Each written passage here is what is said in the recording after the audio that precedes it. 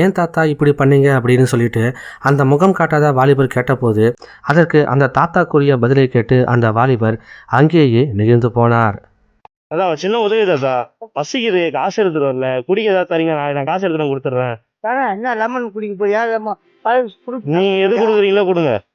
நான் வந்து இப்போ எவ்வளோ வேணாலும் சாப்பிட அது பற்றி ஒன்றும் இல்லை. நான் கேட்குறேன் கேள்வி நான் தரேன். சாப்பிட்டு சாப்பிடுறியா? லெமன் கொடுத்துறேன். எத்தனை வருஷமா பண்ணிட்டு இருக்கீங்க? 42 வருஷமா இருக்கிறேன். மிக நன்றி தாத்தா. போதுமா? இன்னும் சாப்பிடுறியா? போதும் தாத்தா. பொங்கல் தீரம் நல்வாழ்த்துக்கள் தாத்தா. என்னங்க உங்க ஒரு சின்ன கிஃப்ட் உங்களுக்கு பிடிச்சிருக்க அந்த கிஃப்ட். குட்டி ஒரு பையன் மாதிரி இருக்கிறேன். என்கிட்ட காசுலாம் இருந்துச்சு. ஜூஸுக்கான காசு குடிங்க தாத்தா. இது வந்து மீதி காசு வந்து வேற யாருன்னா வந்து கேட்டாங்கன்னா அந்த காசு நீங்க கொடுத்துருங்க. நல்லா இருக்குப்பா. நானே 2 பொட்டை பசங்களை வச்சுங்க, 4 பேர பிள்ளைங்களை வச்சு என் காலம் ஒவ்வொரு பொண்ணுகளை வச்சுன்னு நான் சோறு போட்டுனேன். நீங்க தான் பாத்துக்கிறேன். நான் தான் படிக்கிறேன் பசங்க. எப்படி கேட்டோன்னே கொடுத்தீங்க தண்ணி தாகணும்னு?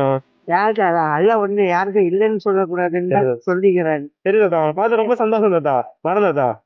வந்து போப்பா. கண்டிப்பா தாத்தா, கண்டிப்பா வந்து ரசி சாப்பிட்டு போ. அதான் ரசி சாப்பிடுறியா? இல்ல பரவாயில்ல தாத்தா, நான் இன்னொரு நாள் வந்து சாப்பிடுறேன். சரிங்களா? வரேன் தாத்தா. ரொம்ப நன்றி தாத்தா கொடுத்ததுக்கு. அதான் கேட்டேன் இன்னும் சாப்பிடுறியா பாருங்க. இல்ல போதும் தாத்தா. சரிங்களா? போயிட்டு வரேன்.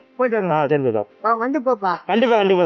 காசு இல்லை என்று சொன்ன போதும் யார் என்றே தெரியாத ஒருவர் கேட்டதும் எவ்வளவு வேண்டுமானாலும் சாப்பிடுப்பா, இன்னும் வேண்டும்னாலும் சாப்பிடு தம்பி என்று கூறிய அந்த தாத்தாவின் மனதை பார்த்து அவருக்காக உதவிய ஹேமந்த் குமார் என்கிற முகம் காட்டாத அந்த வாலிபரின் செயல் காண்போரை தற்பொழுது வியக்க வைத்துள்ளது.